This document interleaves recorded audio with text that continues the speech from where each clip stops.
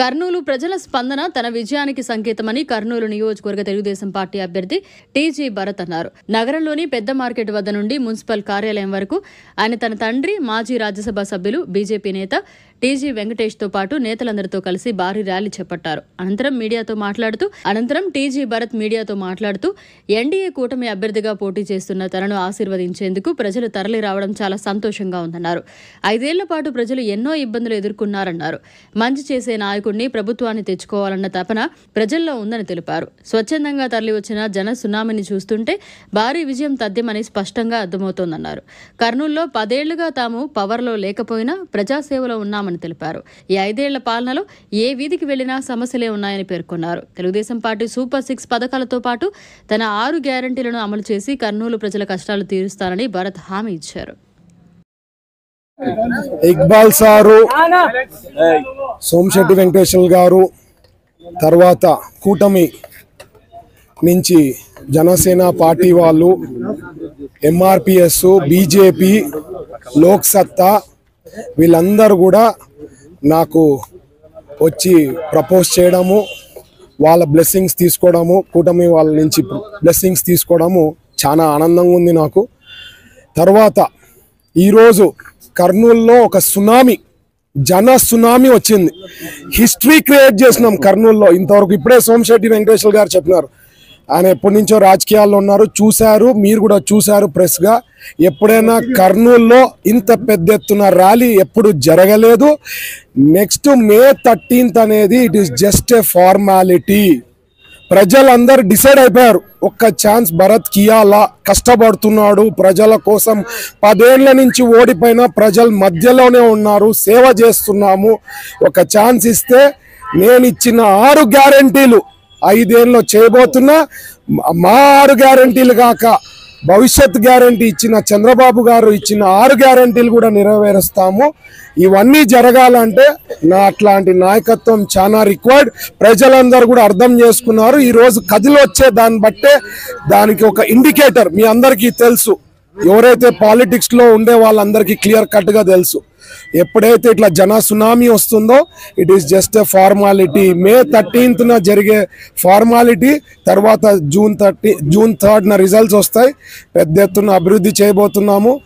కూటమితో అందరితో తీసుకొని వాళ్ళ సహకారాలతో ఖచ్చితంగా ప్రజలు నా మీద వాళ్ళ ఆశీర్వాదం ఉంటుందని ఆశపడుతూ ఈ అవకాశం ఇచ్చిన ప్రతి ఒక్కరి కర్నూలు ప్రజలందరికీ కూడా ధన్యవాదాలు తెలుపుతున్నా. Thank you. కర్నూలుకు బీజేపీ, ఇప్పుడు ప్రస్తుత బీజేపీ గవర్నమెంట్ లో కూడా మోడీ గారు PMJVK, prime minister Jan Vikas Kendra programme, దాంట్లో 60% మేము ఇస్తాం. రెసిడెన్షియల్ స్కూల్స్ కానివ్వండి, మెడికల్ సెంటర్స్ కు కానివ్వండి, ఉర్దూ జూనియర్ కాలేజ్ కానివ్వండి, ఐటీఐలో కానివ్వండి, కర్నూలులో ఎన్నో బిల్డింగ్లకు ఇచ్చారు. ఇస్తే దానికి సైట్లు కూడా అలాట్ చేయకుండా కామన్ సర్వీస్ సెంటర్ అని 4 కోట్లు, డిగ్రీ కాలేజ్ కి 4 కోట్లు, రెసిడెన్షియల్ స్కూల్ కి 18 కోట్లు, పోస్ట్ మెట్రిక్ గర్ల్స్ హాస్టల్ కి 3 కోట్లు. కర్నూలులో చెప్తున్నా, ఆదంలో బిల్డింగ్లు లేచాయి, అట్లే ఉండిపోయాయి. కేవలం ఆ కేంద్ర ప్రభుత్వం చెప్పింది 600 కోట్లు ఈ స్కూళ్ల కోసం, ఈ హాస్టల్స్ కోసం, వికాసం కోసం, విద్యా వికాసం కోసం మేము ఇస్తున్నాం, మీరు ఖర్చు చేయండి. 60% నిధులు మేము ఇస్తున్నాం, 40% మీరు ఇవ్వండి అంటే వాళ్ళు ఇవ్వకుండా సచార్ కమిటీ చెప్పింది విద్యలో మీరు వెనుకబడి ఉన్నారు. ఇదిగో నౌషీర్ అనే అమ్మాయి, ముస్లిం అమ్మాయి 9వ ర్యాంక్ వచ్చింది మొన్న. ఈ విధంగా విద్యలో ముందుకు రావాలా? 40% ఇవ్వకపోతే మేము బైజూస్ యాప్ ఇచ్చాం, తర్వాత ట్యాబ్లు ఇచ్చాం, నాడు నేడులో మేము చేయలేనంత ఎక్కడ చేశారో. తెలంగాణలో 100 రెసిడెన్షియల్ స్కూల్స్ కట్టారు వాళ్ళు.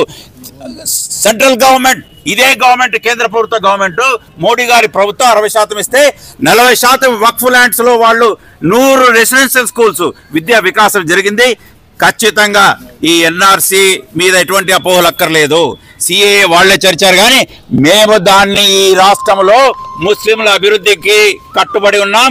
ఆ హక్కులు ఎట్టి పరిస్థితుల్లో మేము పొత్తు కుదుర్చుకున్నాం. ఇది సత్సంబంధానికి, అక్రమ సంబంధానికి ఉన్న తేడా. ముందు వాకిలి గుండా రావడానికి, వెనక వాకిలి గుండా రావడానికి ఉన్న తేడా. ఒక్కరైనా గుండె మీద చేవేసుకుని చెప్పమండి వైఎస్ఆర్ కాంగ్రెస్ CP నాయకులను, ఎప్పుడైనా మోడీ గారి గురించి ఈ చట్టాల గురించి ఆమోద ముద్ర తెలియజేయడమే కాకుండా వాళ్ళు బల్లలు చేసి ఆమోద ముద్ర చేసి ఏ ముఖంతో ముస్లింలను వాళ్ళు ఏమర్పాటు గురి చేస్తారు. ఖచ్చితంగా ముస్లింల సంరక్షణ ఇదిగో ఈ నాయకుడు చంద్రబాబు నాయుడు గారు రాజకీయ పరిణతి గల నాయకుడు. పక్కన కేంద్రము, ఇది రాజకీయం ఇప్పుడు ఆయన చేస్తున్నది. ఈ సమయంలో ఆయన చెప్పాడు మా సోదరుడు, అక్కడ బీజేపీ వచ్చేది, ఇక్కడ ఈ ప్రభుత్వం కూటమి వచ్చేది ఖాయం. రాజ్నాథ్ సింగ్ గారు నిన్న హోంమంత్రి చెప్పారు 13.5 లక్షల కోట్లు ఒక్కొక్క వ్యక్తికి 2 లక్షల కోట్లు అప్పు పెట్టాడు జగన్మోహన్ రెడ్డి గారు. చేసేదేమో. కాబట్టి ఇది నేను తెలియజేస్తూ ముస్లింలు ఎటువంటి ఇలా మాయమాటలు నమ్మద్దని సలహా ఇస్తూ నమస్కరిస్తున్నాను. ఈరోజు నా భూతో నా భవిష్యత్తు అన్నట్టు కర్నూలు అభివృద్ధి నినాదంగా సాగుతున్న నేత, భావితరాల కర్నూలు రాత మార్చే నేత భరతన్న అనేసి, భరతన్న ఎంత ఎమర్జెన్సో కర్నూలుకి ఎమ్మెల్యేగా కావాలా అన్న లక్ష్యంతో మాకే విధంగా లక్ష్యం ఉందో ఈరోజు కర్నూలు పట్టణంలో ఈ ర్యాలీ చూసిన తర్వాత ప్రజలు కూడా అంత చైతన్యవంతులై రావడం అన్నది ఇది దాదాపుగా ఈ ఎన్నికల చరిత్రలో ఇది మహాఘట్టం అనుకోవాలా. ఇంత ఎండ ఉన్నా కానీ దాదాపు 45 డిగ్రీలు ఎండ ఉన్నా కానీ దాదాపు 30-40 వేల మంది ఈరోజు ర్యాలీకి పాల్గొన్నారంటే ఈ ఒక్క విషయం చూస్తేనే చెప్పొచ్చు భరత్ గారు అఖండమైన మెజార్టీతో గెలుస్తున్నారు. కాబట్టి ప్రజలు కోరుకుంటున్నారు.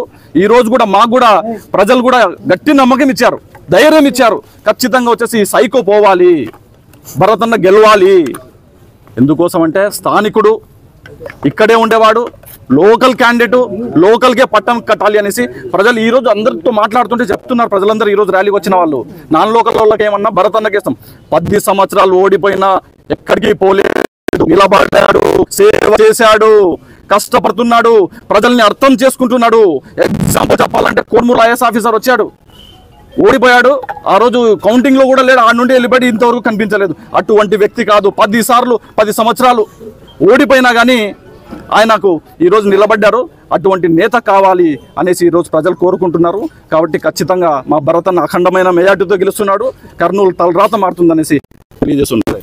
ఉదయమే 9 గంటలకు లక్ష్మీనరసింహస్వామి కళ్యాణ మండపం నుంచి టీజీ భరత్ నామినేషన్ సందర్భంగా ర్యాలీతో రావడం జరిగింది.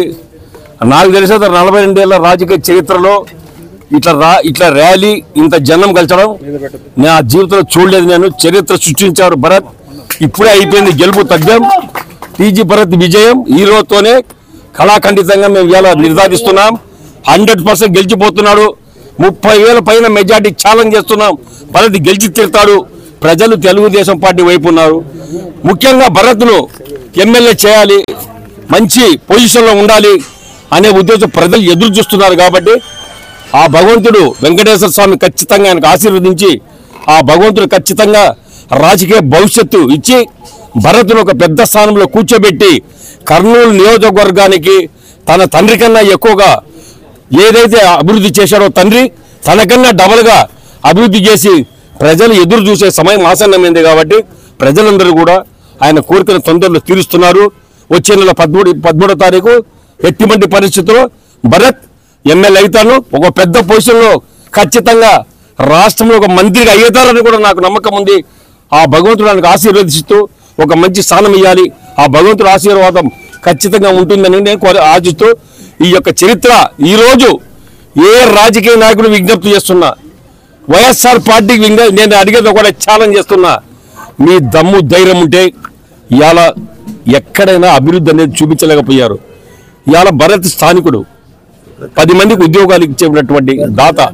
అదేవిధంగా ఇప్పుడున్నటువంటి వైఎస్ఆర్ పార్టీ పోటీ చేసినటువంటి వ్యక్తి నాన్ లోకల్, ఇక్కడ కాదు. మీరు పొరపాటున అక్కడికి ఓటు వేస్తే ఏ హైదరాబాద్కో ఏ ఎక్కడ విజయవాడకో పోవాల్సి వస్తుంది. స్థానికంగా ఉన్నటువంటి భరత్కు ఓటు వేసి గెలిపేసిన ఆశిస్తూ నేను సెలవు తీసుకుంటున్నాను.